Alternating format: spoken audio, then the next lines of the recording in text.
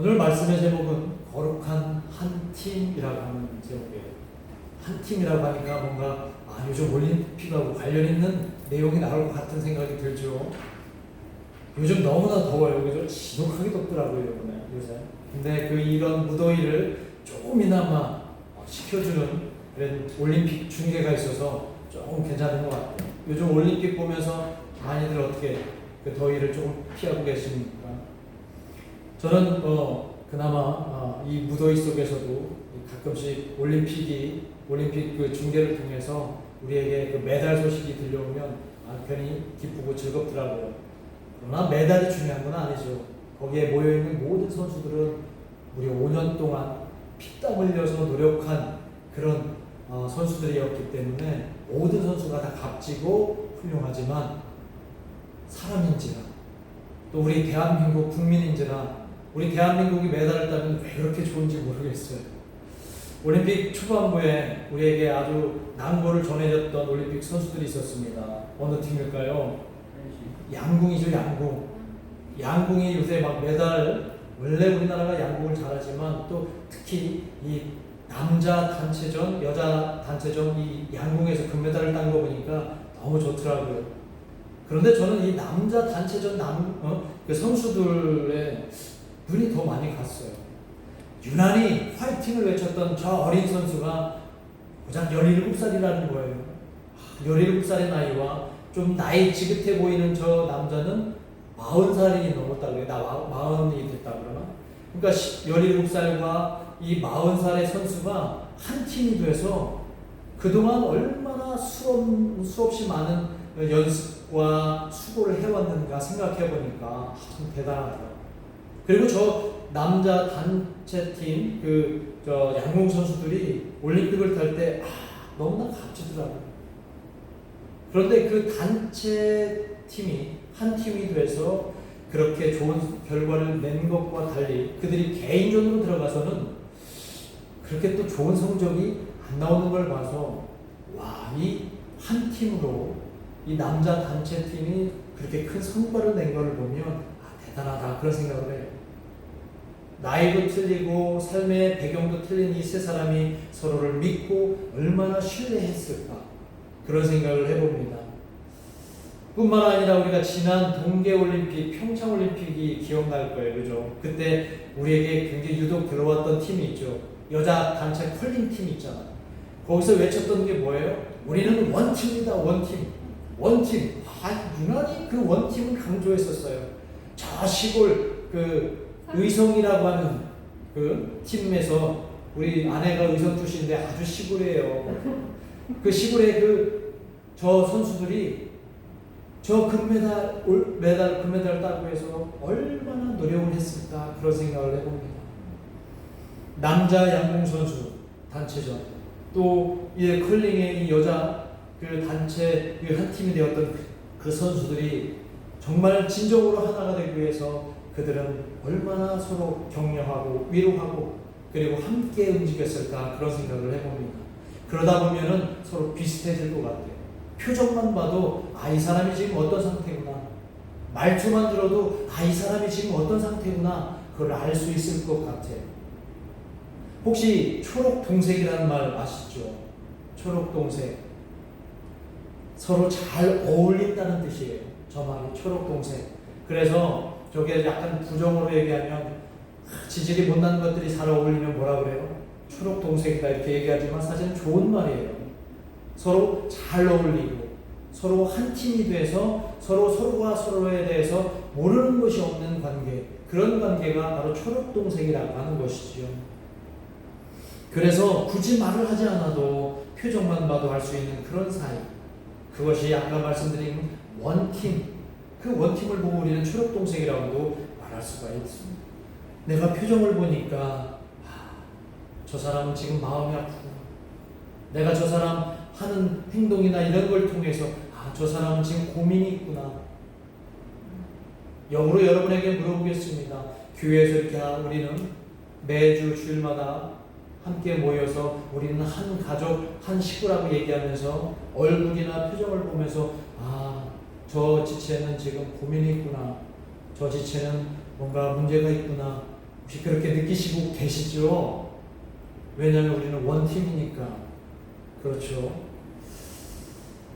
저는 매일 이렇게 기도합니다. 하나님, 우리 교회 식구들이 진정 하나가 되게 해 주십시오. 서로가 주 안에서 함께 하시고 우리가 서로 같은 곳을 바라보게 해 주십시오. 매일 기도합니다. 꼭 우리 교회가 그렇게 하나가 되는 교회가 되기를 간절히 소망합니다. 우리가 진정으로 거룩한 한 팀이 되기를 간절히 소망합니다. 오늘 본문에도 거룩한 한 팀이 있어서 이 본문을 가져와서 여러분들에게 소개하려고 하는 겁니다. 오늘 이 본문에 보면은 주 안에서 하나 된 사람들입니다. 오늘 이 본문의 배경은 이 사도 바울이 지금 학자들에 의하면 바울 그 감옥에 갇혀 있는 그런 상황에 자신을 특별히 사랑하는 교회 빌립보 교회, 그리고 자신의 장기까지 빼준 만큼 사랑하는 교회 그 빌립보 교회를 향해서 지금 급하게 편지를 보내고, 그리고 이 편지를 사랑하는 지체인 디모데와 에바브로디도에게 편으로 보내고 있는 그 편지가 바로 이 빌립보서라고 하는 겁니다. 아마 빌립보서에 크고 작은 문제가 있었던 모양입니다. 그래서 그 문제들을 조금이나마 해결할 요량으로 급하게 디모데와 에바브로디도를 그 빌립보 교회를 향해서 보내는데, 바울은 지금 어디에 있다고 그랬어요? 로마의 추정컨대 지하 감옥에, 그 차디찬 지하 감옥에 언제 죽을지 모르는 그 두려움과 혼자 됐다는 그 외로움과 고독함 속에 아마 그렇게 있었지 않았을까 생각하며 빌립보 교회를 사랑하는 마음으로 지금 편지를 쓰고 있습니다. 그런데 그의 서신 어디에도 그런 좌절이나 절망의 모습은 전혀 나타나지 않아요. 오히려 빌립보 교회를 위로하고 사랑하는 지체들을 위로하고 하는 그런 모습을 보면서 그가 왜 이렇게 담대하고 죽을 위기에 처해 있는 그가, 가장 어쩌보면 좌절하고 절망한 가운데 있는 그가 어떻게 이렇게 사랑 가득 담아서 용기를 가지고 담대하게 이렇게 편지를 쓸 수 있을까? 곰곰이 생각해 보니까 다름 아닌 그 이유 가운데는 그에게 그와 함께 해주는 진정한 팀이 있었기 때문이라고 생각을 합니다. 그들의 이름, 그 팀의 이름, 그 원팀의 이름이 누구냐면 바로 디모데와 에바브로디도 그리고 바울이 있었다는 거예요. 이 세 사람이 한 팀이 되었다는 거예요. 요즘처럼 배신을 또 배반을 밥 먹듯이 하는 그 세대와 다르게 이 두 사람은 끝까지 바울 곁을 지켰던 거예요. 처음부터 끝까지. 그리고 죽음을 목전에 둔 그 예수님을 내 목숨까지 내놓으며 예수님을 지키겠다고 했던 그 제자들, 예수님의 제자들이 죽음을 목전에 둔 예수님을 다 버리고 떠났던 것과 다르게 이 에바브로디도와 이 디모데는 끝까지 바울 곁에 있었다는 것입니다. 그들은 바울 곁에 남아서 바울을 떠나지 않았습니다. 아마 바울은 인간적으로 그들이 너무나 고마웠겠죠. 그래서 그들에게도 너무나 감사하는 마음을 편지에 담아냅니다. 지도자가 사지에 몰리거나 아니면 어려운 상황에 빠져 있으면 함께하는 사람들이 우리가 경험상 다 뿔뿔이 흩어지거나 지 살 길을 찾아서 떠나는 것이 대부분일 텐데 이들은 그러지 않았다는 거예요. 그렇다면 이들을 그렇게 끈끈하게 사도 바울에게 묶어둔 그 이유가 무엇일까? 근본적인 이유가 무엇일까? 저는 그것은 바로 복음의 능력이라고 생각을 합니다. 그리고 또 하나는 바로 그리스도의 사랑이 그들을 끈끈하게 묶어 놓았다라고 저는 믿습니다.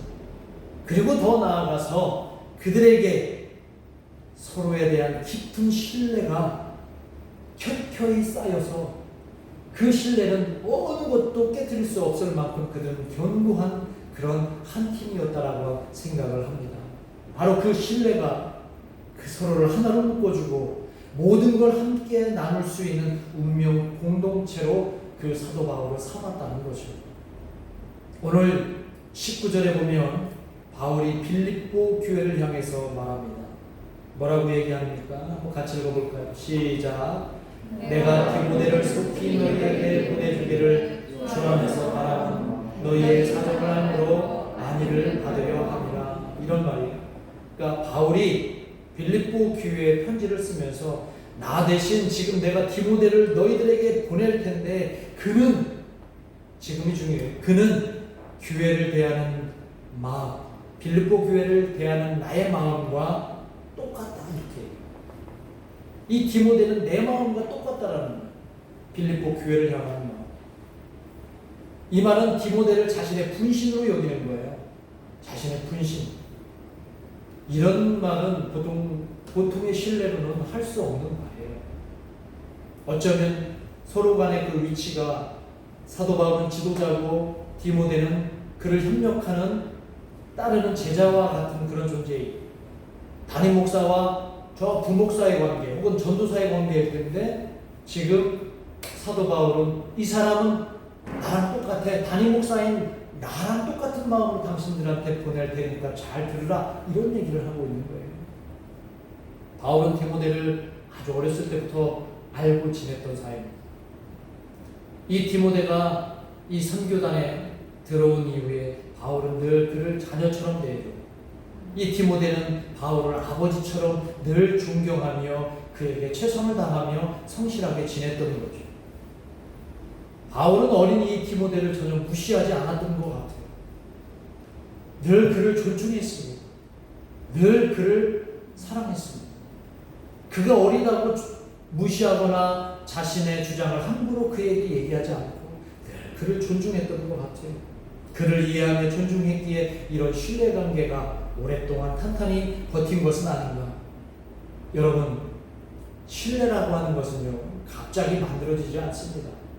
어제 갑자기 이 사람하고 친해졌다고 해서 갑자기 이 사람하고 신뢰가 쌓이는 게 아니에요. 그것은 얼마든지 누구랑 친해질 수 있죠. 금방 친해질 수 있지만 이 신뢰라고 하는 것은 오랜 시간이 걸려야 완성될 수 있는 것이라는 거예요. 이 사도 바울은 이 디모데를 예전부터 오랫동안 존중했기 때문에 이 비록 어리지만 이를 나의 분신처럼 여길 수 있었던 건 아닐까요? 아니, 나이 어린 사람에게 뭐 존중한 것이 그 큰 대수냐고 하겠지만 이 사도 바울 당시는요, 시대 상황이, 문화가 오늘날과 달랐습니다. 철저하게 그때는 계급 의식이 있었고 신분이 나누어졌고 차별이 있었던 시대였어요. 그래서 나이 어린 사람들은 함부로 나이 많은 사람들에게 똑같이 취급받을 수 없는 사이예요. 여자는 사람 취급도 못 받고 아이는 인간, 사람들 숫자에서 빠지는 그런 시대 상황이 그때였는데 이 바울은 이 디모데를 정말 자신의 분신처럼, 자신의 동역자로, 진정한 동역자로 여기었더라는 거예요. 가끔씩 우리가 여기도 다 경험도 있겠지만, 경험 있는 분들도 있지만, 제가 부목사, 부교육자 생활을 했지 않습니까? 근데 담임 목사님들은 늘 성도님들한테 그러죠. 우리의 동역자들입니다 라고 얘기하고, 막상 뒤돌아서면 우리의 직원처럼 대하고 거의 노동자처럼 대하고 쉽게 잘라버리고 이런 경우가 숱하게 있는 것을 경험도 하고 그럽니다. 진정한 의미에서는 동역자가 아니지요. 그렇죠. 오늘 사도 바울은 그 어린 디모데를 향해서 그런 쉽게 내 편의를 위해서 사용하는 그런 존재가 아니라 이 사람은 하나님이 택한 존재, 하나님이 세우신 존재, 그런 존재로 대하고 있다는 것입니다. 그래서 바울은 권위적이지 않았습니다. 바울은 그에게서 권위주의를 찾아볼 수가 없었어요. 늘 누구나 존중했습니다. 마치 예수님이 모두를 존중하셨듯이 바울도 그리했습니다.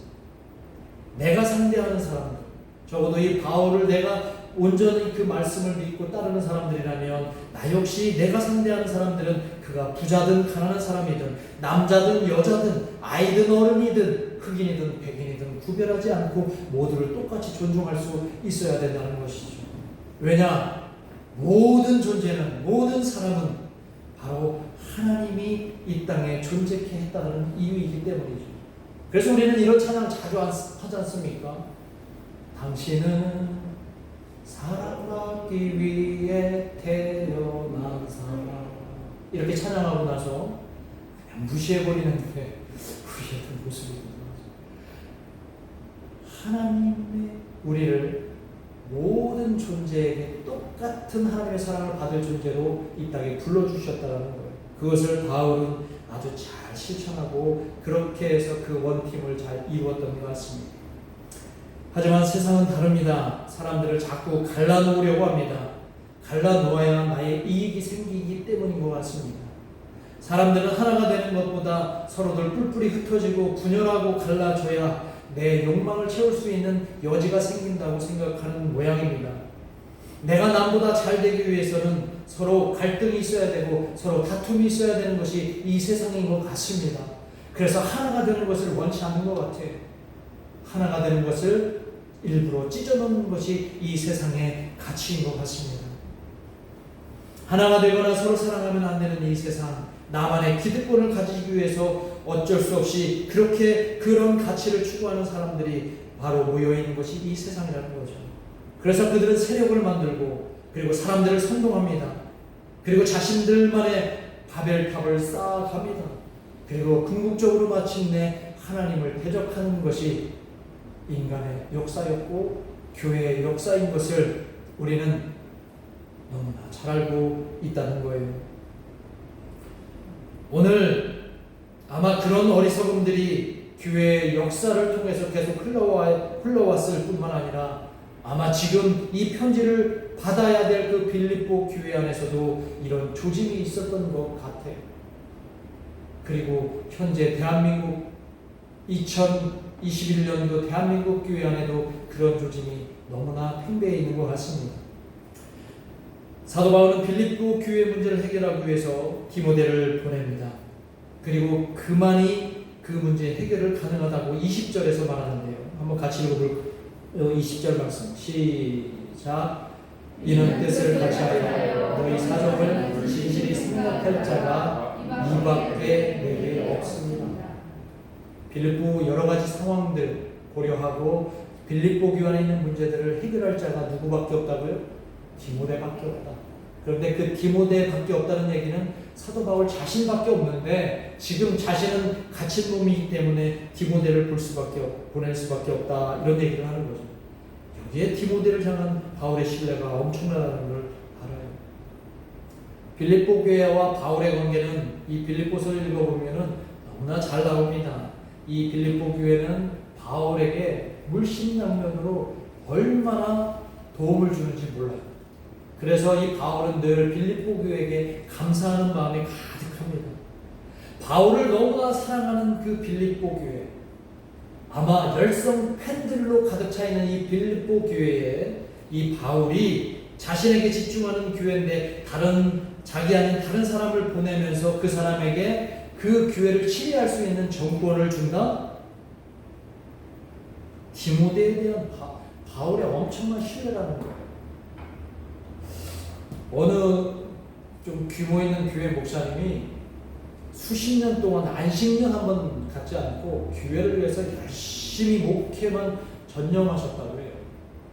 그래서 그 교회 성도들이 보다 못해 저러다 우리 목사님 쓰러질 것 같다. 그래서 우리 목사님에게 제발 안식년을 가져달라고 건의를 합니다. 그랬더니 목사님이 훌쩍 뛰면서 무슨 내가 안식년이냐, 절대 안식년을 가질 수 없다라고 막 성도들에게 그렇게 얘기를 합니다. 그리고 시간이 지나서 한참 지나 들려온 말이 이 목사님이 다른 사람에게 절대 교회를 맡길 수 없다라고 하는 속내가 들렸죠. 그리고 혹시 내가 기회를 비운 사이에 누가 이 교회를 나가치면 어떠냐고 그런 말을 했다라고 합니다. 뭔가 좀 다르죠. 바울의 상황과.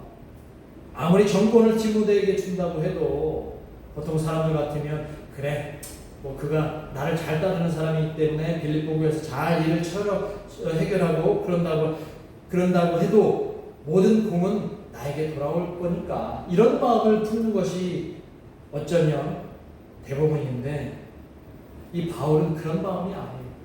오늘 21절에 보면 바울은 전혀 그런 마음을 품지 않았다는 이유가 21절에 언급되기 때문에 21절에 보면은 언급하는 사람들이 있는데 이 디모데와 에바브로디도는 그런 류의 사람들이 아니라고 얘기를 하는데요. 21절에 있는 말씀을 보면 같이 한번 읽어보겠습니다. 시작. 그들이 다 자기 일을 구하고 그리스도 예수의 일을 구하지 아니하되.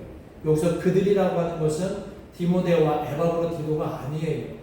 바울 곁에 있는 사람이거나 있었던 사람들을 얘기하는 거예요.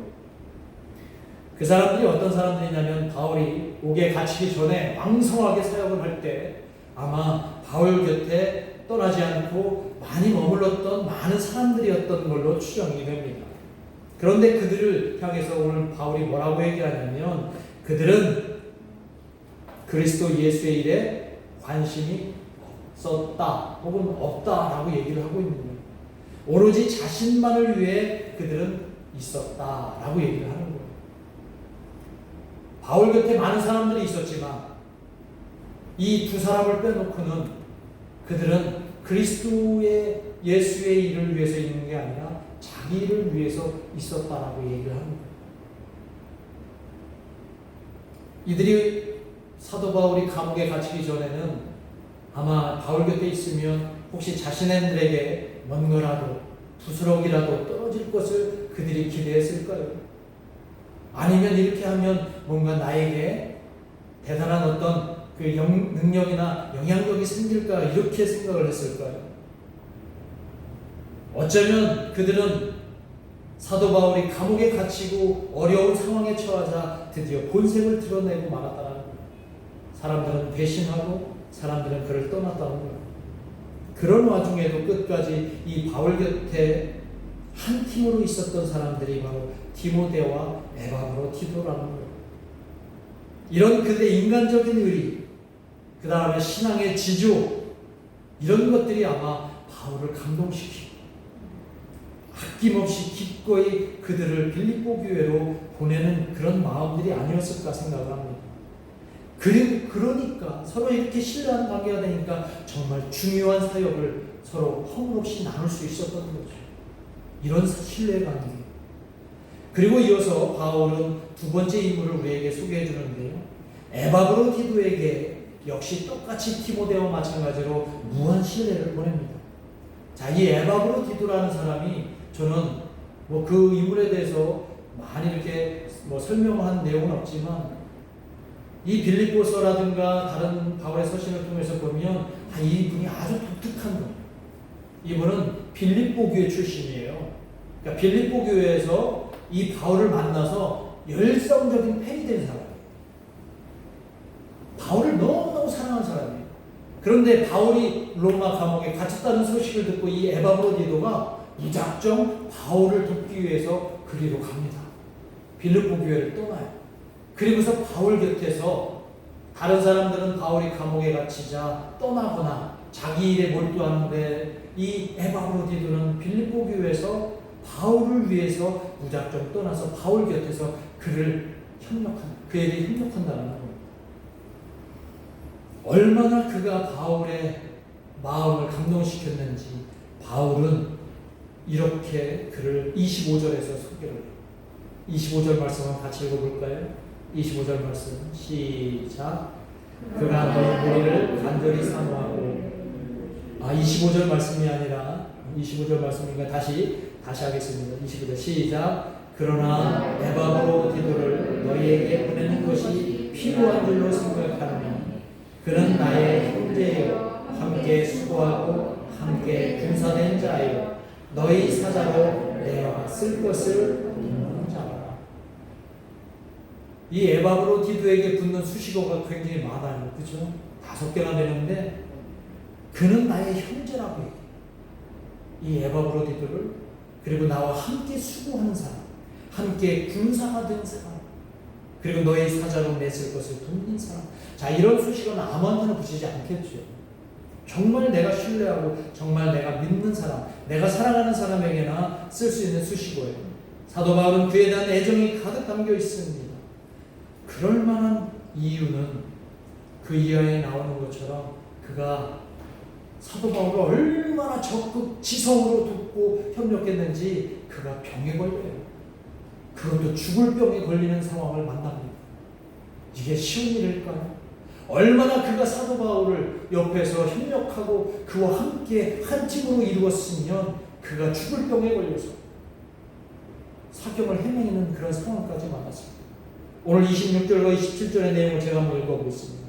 그가 너희 무리를 간절히 사모하고 자기가 병든 것을 너희가 들은 줄을 알고 심히 근심한다고. 그가 병들어 죽게 되었으나 하나님이 그를 긍휼히 여기셨고 그뿐 아니라 또 나를 긍휼히 여기사 내 근심 위에 근심을 면하게 하셨네. 너무 감동적인 스토리 아닙니까? 무작정 사도 바울을 만나러 떠난 그 에바브로디도 이 마음, 이 사랑, 이거는 인간적인 사랑이 아니라 하나님이 주신 마음 아니면 표현할 수 없는 그런 마음이고요. 오늘 그런 마음이 여러분에게 있기를 주님의 이름으로 축원합니다. 에바브로디도의 이 역할은 뭐냐면 빌립보 교회로 돌아가서 이 빌립보 교회가 바울을 사랑하는 그 사랑함에 그 사랑을 더하게 할 수 있는 역할을 이 에바브로디도에게 허락합니다. 그래야 이 빌립보 교회를 통해서 이 거룩한 원팀이 세상을 변화시키기 위해 하나가 될 수 있기 때문이라는 거죠. 올림픽에서 양궁 선수와 또 펜싱에서도 금메달을 땄잖아요. 그죠? 그 펜싱 단체 선수들이 그들이 개인전보다 단체전에서 금메달을 딸 수 있었던 원인이 뭘까 곰곰이 생각해 보니까 그들 단체들 안에서 주고받는 시너지가 어마어마. 그 신뢰감이 그들의 성적을 낮게 하지 않았나 그런 생각이 듭니다. 개인이 아니라 팀이 만들어내는 힘이 얼마나 대단한지 저는 그 올림픽 경기를 통해서 또 오늘 이 거룩한 한 팀이 된 사도 바울과 디모데와 에바브로디도를 통해서 저는 깨닫게 되었어요. 진정으로 하나가 된 팀은 무슨 일을 하든 놀라운 성과를 만들어낼 줄 믿습니다. 요즘처럼 개인주의가 너무나 팽배하고 또 개인적인 사생활이 너무나 발달되어 있는 이런 사회에서 갑자기 올드하게 무슨 공동체 의식을 얘기하느냐, 한 팀을 얘기하느냐 이렇게 여러분이 생각할지 모르겠지만 우리 기독교는 공동체 의식에서 출발했음을 기억하시고 에클레시아라고 하는 이 교회라고 하는 이 의미는 공동체의 한 팀이 되라는 서로 모여서 하나님이 부르신 자들의 모임이 바로 교회를 통해서 이 기독교의 역사가 흘러왔다는 사실을 우리가 꼭 기억해야 됩니다. 우리 그리스도인들에게는 공동체 의식이 없으면 안 돼요. 함께 하나가 되는 것은 바로 기독교의 근본이고 그리고 이 공동체 의식은 바로 우리 그리스도인들이 가져야 될 의식이라는 것입니다. 요즘처럼 배신과 배교가 너무나 흔해진 이 세상에서 이 시대의 교회를 살리고 지킬 수 있는 것은 공동체 의식이고 우리가 거룩한 한 팀이 될 때 가능하다는 사실을 꼭 기억하시기를 바랍니다.